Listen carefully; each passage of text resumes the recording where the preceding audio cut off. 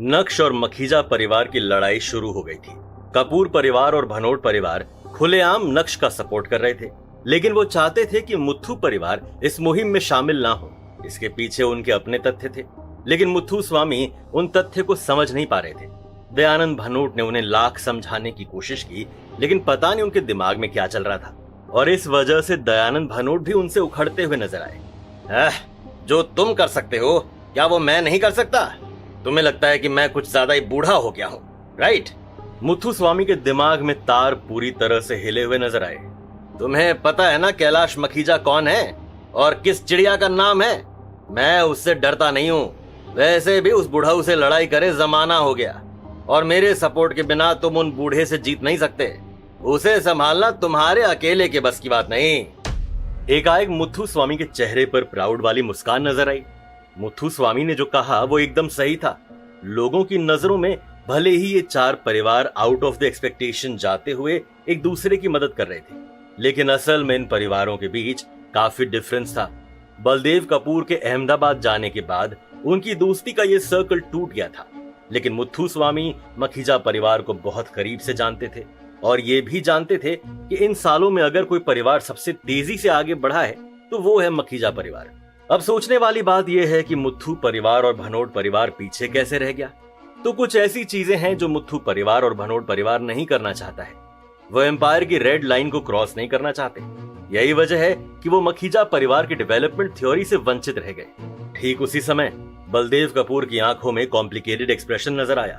क्योंकि हम सभी ने अपना मन बना लिया है, तो हमें जल्दी से जल्दी एक्ट करना चाहिए। भले ही कोहिनूर ग्रुप बहुत अमीर है, लेकिन अब उनका नुकसान भी जोर पकड़ने लगा है। मैं नहीं चाहता कि बाद में नक्श हमें ब्लेम करे कि हमने मैटर को सही समय पर नहीं संभाला। लड़ाई के शुरुआती रुझानों में ओशन माउंटेन कॉरपोरेशन को बहुत नुकसान हुआ। हर सेकंड लाखों रुपए का नुकसान झेला, लेकिन मखीजा परिवार के पीछे एक ऑफिशियल का हाथ था, और इस वजह से उनकी कंपनी की हालत सुधरने लगी। लेकिन हालात रेसिप्रोकेट हो गए, और अब कोहिनूर ग्रुप को ज्यादा नुकसान होने लगा था। बलदेव कपूर की बात सुनकर मुथ्थूस्वामी एकाएक चौंक गए, और दूसरी तरफ दयानंद भनोट ने अपनी जेब से फोन बाहर निकाला। कोहिनूर ग्रुप के ऑफिस में प्रेसिडेंट साहब अपने हाथ में मौजूद कुछ डॉक्यूमेंट्स को उलटते पुलटते नजर आए। इतना ही नहीं, उनके चेहरे पर सीरियस लुक भी साफ नजर आ रहा था। भाटिया जी की सेक्रेटरी भी अपने हाथ में कुछ डॉक्यूमेंट्स लेकर कैबिन में आई। उसके चेहरे के एक्सप्रेशंस भी कुछ ठीक नहीं थे। सर, ये मार्केट की लेटेस्ट सिचुएशन है। ये बोलते हुए सेक्रेटरी ने डॉक्यूमेंट्स का एक बड़ा जत्था भाटिया जी की ओर बढ़ाया। टेबल पर रख दो, बाद में पढ़ लूंगा। भाटिया जी ने सेक्रेटरी की तरफ देखा तक नहीं। भाटिया जी का अंदाज देखकर सेक्रेटरी ने अपने होठ चबाए, जैसे मानो उसने कोई बड़ा फैसला ले लिया हो। सर, मैं आपसे जानना चाहती हूँ कि हम मखीजा परिवार से लड़ाई क्यों कर रहे हैं? कहीं ये कदम नक्श भानुशाली के लिए तो नहीं उठाए गए? इसमें उन्हीं का हाथ है ना? कोहिनूर ग्रुप और मखीजा परिवार की ये लड़ाई काफी सडन थी। भाटिया जी के ऑर्डर्स ने पूरे कंपनी को चौंका दिया था। कोई नहीं जानता था कि ये लड़ाई किसके लिए और क्यों की जा रही है। ना ही भाटिया जी ने किसी को एक्सप्लेन करना ठीक समझा, लेकिन भाटिया जी के सेक्रेटरी ने रफली अनुमान लगा लिया था। आफ्टर ऑल, नक्श की कंपनी आने के बाद ही ये जंग शुरू हुई। हो ना हो, इसमें नक्श का ही हाथ था। ललिता, तुम स्मार्ट लेडी हो, इसलिए मैंने तुम्हें अपनी सेक्रेटरी बनाया, लेकिन इसका मतलब ये नहीं कि तुम सारे उसूलों को अपने ताक पर रख दो। तुम्हें अपनी पोजीशन बहुत अच्छे से पता होनी चाहिए। कंपनी में कुछ चीजें हाईली कॉन्फिडेंशियल होती हैं, और जिन चीजों को तुम्हें जानने का हक नहीं है, उन्हें तुम ना ही जानो तो बेहतर है। सीरियस एक्सप्रेशंस के साथ भाटिया जी ने कहा। लेकिन सर, मैं भी तो इस कंपनी का हिस्सा हूं, और जब से हमने मखीजा परिवार से लड़ाई शुरू की है, तभी से कंपनी के एसेट्स पानी की तरह बहे जा रहे हैं। हमें हर सेकंड लाखों का नुकसान हो रहा है। एम्पायर के ऑफिशियल्स को भी हमसे परेशानी होने लगी है, और वो प्रॉब्लम क्रिएट करना चाहते हैं। कंपनी के सभी लोग एंग्शियस हैं, और काफी लोग आपके डिसीजन पर सवाल उठा रहे हैं। सेक्रेटरी खुद इतना एंग्शियस हो गई कि उसने बिना कुछ सोचे समझे काफी कुछ बोल डाला। Shut up! अब तुम मुझे सिखाओगी कि क्या फैसला लेना है और क्या नहीं? गुस्सेल अंदाज में भाटिया जी ने हाथ में मौजूद उन डॉक्यूमेंट्स को टेबल पर फेंकते हुए कहा, जिन लोगों को मेरे फैसले से प्रॉब्लम है, वो ये कंपनी छोड़कर जा सकते हैं। भाटिया जी की बात सुनकर ललिता के होश ही उड़ गए। उसने पहले कभी भाटिया जी को इतना गुस्सा करते हुए नहीं देखा था। तभी अचानक से कोहिनूर ग्रुप का एक सीनियर मेंबर भागते हुए कैबिन में आया। वो काफी खुश नजर आ रहा था। सर, गुड न्यूज, आपका मूड अच्छा होने वाला है। अभी अभी खबर मिली है कि गवर्नमेंट के लोग जो हम पर नजर रख रहे थे उन्होंने विड्रॉ कर लिया है और हमारी जगह मखीजा परिवार को लपेटे में ले लिया है। रियली? भाटिया जी इतना खुश हो गए कि एकाएक अपनी जगह से उठ खड़े हुए। हालांकि ललिता को उस आदमी की बात पर भरोसा नहीं हो रहा था। इंपीरियल कैपिटल में कोहिनूर ग्रुप की अलग ही छाप थी। भले ही कई बार इन्फ्लुएंशियल लोगों ने कोहिनूर ग्रुप को गिराने की कवायद शुरू की थी, लेकिन वो कामयाब नहीं हो पाए। लेकिन इस बार बात गवर्नमेंट ऑफिशियल्स की थी। इसमें कोई शक नहीं कि उनके हाथ में भी उतनी ही पावर होती है जितनी एक इन्फ्लुएंशियल फैमिली के हाथ में होती है। और सरकार या सरकारी आदेश को बदलना कोई आसान काम नहीं है। अगर उस आदमी की बात में सच्चाई है तो जिस किसी ने भी गवर्नमेंट ऑफिशियल्स को घुटने टेकने पर मजबूर किया है, आप सोच भी नहीं सकते कि उसकी ताकत क्या होगी। टेरिफाइंग, अल्ट्रा टेरिफाइंग ताकत के साथ ही ये कदम उठाया जा सकता है। मैं बिल्कुल सच कह रहा हूं प्रेसिडेंट सर। और जो लोग हमारे ऑफिस आकर हमें परेशान कर रहे थे उन्हें भी तुरंत ही यहां से निकलने का ऑर्डर मिल गया है। एक्सट्रीम एक्साइटमेंट के साथ उस मेंबर ने अपनी खुशी जाहिर की। इनफैक्ट रिसोर्सेज के मामले में बस कुछ ही कंपनीज थी जो कोहिनूर ग्रुप को टक्कर दे सकती थी। हालांकि मखीजा परिवार के पीछे काफी ऑफिशियल्स का हाथ था। यही वजह है कि उन्हें step by step her information की जानकारी मिलती रही और वो आगे बढ़ते रहे। बहुत बढ़िया, चलो अब जल्दी से मेरा ऑर्डर पास करो। सभी लोग ओपन फायर करो और कम से कम समय में मखीजा परिवार के मार्केट को डिस्ट्रॉय करो। एक्सट्रीमली एक्साइटेड होते हुए भाटिया जी ने अपना ऑर्डर पास किया। हालांकि वो सरकारी अफसर पीछे क्यों हटे, किसके कहने पर पीछे हटे, भाटिया जी ने इसकी इन्वेस्टिगेशन तक नहीं की। उन्हें लग रहा था कि नक्श ने सीक्रेटली अपना मूव चला होगा। उस दिन नक्श ने भाटिया जी से कहा कि उसके पास कुछ लोग हैं जो नेचुरली ऑफिशियल सर्कल्स के मैटर को रिजॉल्व कर सकते हैं।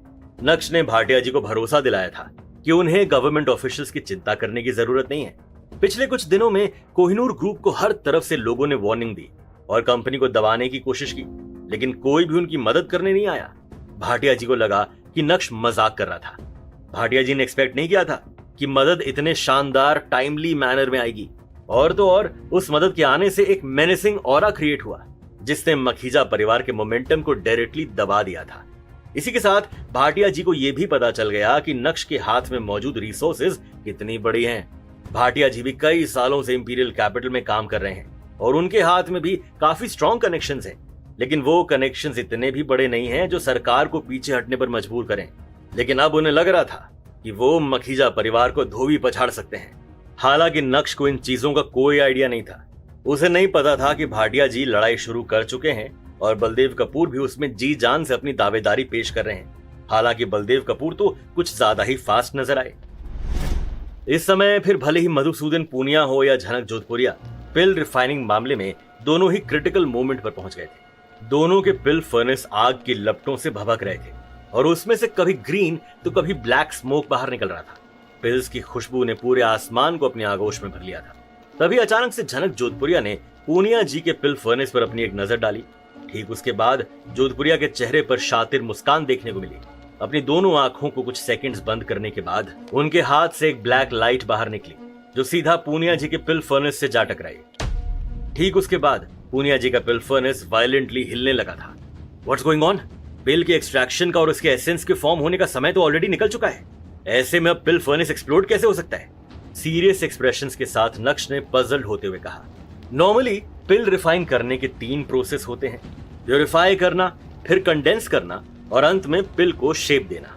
छोटे से छोटा एल्केमिस्ट भी जानता है कि पिल फर्नेस पहले 2 प्रोसेस में ही एक्सप्लोड हो सकता है। और तो और मधुसूदन पूनिया और झनक जोधपुरिया जो इस समय मेडिसिनल पिल रिफाइन कर रहे हैं वो कोई ऑर्डिनरी एल्केमिस्ट नहीं है और सीधे तौर पर उनके हाथों से कभी एक्सप्लोजन नहीं हुआ है। वाइसलॉर्ड की दोनों भौहें ऊपर की ओर उठ गई थी। उन्हें उस एक्सप्लोजन के इम्पैक्ट की चिंता नहीं थी और ना ही उन्हें वहां मौजूद लोगों की सेफ्टी की कोई चिंता थी। तो फिर वाइसलॉर्ड के दिमाग में आखिर चल क्या रहा था? वाइसलॉर्ड के दिमाग में एक अलग ही मैटर चल रहा था और इंडियन अल्केमी ऑर्गेनाइजेशन के हायर अप्स जो उस प्लेटफॉर्म पर मौजूद थे उनके चेहरे के एक्सप्रेशंस भी पूरी तरह से बदल गए थे। करंट सीन पास्ट के सीन से बिल्कुल मिलता जुलता था। पास्ट में भी पूनिया जी और जोधपुरिया के बीच ही मुकाबला हुआ था और जगह भी यही थी, centre of the arena. Past में जब पिल कंकॉक्शन शेप लेने ही वाला था तभी अचानक से एक्सप्लोजन हुआ था। ये एकदम साइकिल ऑफ रीइंकार्नेशन की तरह था। ऐसा लग रहा था जैसे पास्ट का वो पल फिर से आंखों के सामने आ गया हो। ऐसा लगता है जैसे कुछ चीजें हैं जिन्हें कभी भी अवॉइड नहीं किया जा सकता। गहरी सोच में डूबने के बाद वाइसलॉर्ड ने कहा, लेकिन ऑब्वियसली उनके पास अपना मूव चलने का कोई तरीका नहीं था। सिचुएशन के हिसाब से पिल फाइटिंग अरीना पूरी तरह से बदल गया था। ना सिर्फ पूनिया जी और जोधपुरिया के बीच वेल्थ की शर्त लगी थी, बल्कि यहाँ पर तो बात उन दोनों की जिंदगी पर टिकी हुई है। जो जीतेगा वो अपना नाम कमाएगा और जो हारेगा उसकी हालत उस कुत्ते की तरह होगी जो ना घर का होता है और ना ही घाट का। हमेशा ध्यान रखिएगा, लोग सिर्फ जीतने वाले को ही याद करते हैं। जो हारता है वो सोसाइटी के लोगों के बीच लाफिंग स्टॉक बन जाता है। आखिर ये सब चल क्या रहा है? हल्का चौंकते हुए नक्श ने कहा। हालांकि उसकी आंखें सीन के इर्द गिर्द घूम रही थी, जैसे मानो वो प्रॉब्लम की जड़ ढूंढने की कोशिश कर रहा हो। ठीक उसी समय नक्श ने इंडियन एल्केमी ऑर्गेनाइजेशन के उन हायर अप्स के एक्सप्रेशंस को भी अच्छे से नोटिस किया, जो झुंड बनाकर खड़े थे। कुछ लोग बहुत खुश नजर आ रहे थे और उन्हें देखकर साफ पता चल रहा था कि वो जोधपुरिया के सपोर्ट में खड़े हैं। हालांकि बाकी लोगों ने भी अपना स्टांस क्लियर कर दिया था। जिसके मुंह से एक शब्द भी बाहर नहीं निकला था, उनके पिटिफुल चेहरे देखकर साफ पता चल रहा था कि वो किसे सपोर्ट कर रहे हैं। डिससैटिस्फाइड अंदाज में सभी का सर हल्का हल्का हिल रहा था। हालांकि अरीना में पूनिया जी के एक्सप्रेशन सबसे अगली नजर आ रहे थे। वो अपने शरीर की सारी स्पिरिचुअल एनर्जी का इस्तेमाल करते हुए अपने पिल फर्नेस को आउट ऑफ कंट्रोल होने से बचाने की कोशिश में लगे हुए थे। बुढ़ाऊ, तुम्हारी मेमोरी वाकई में अच्छी नहीं है। कुछ याद आया?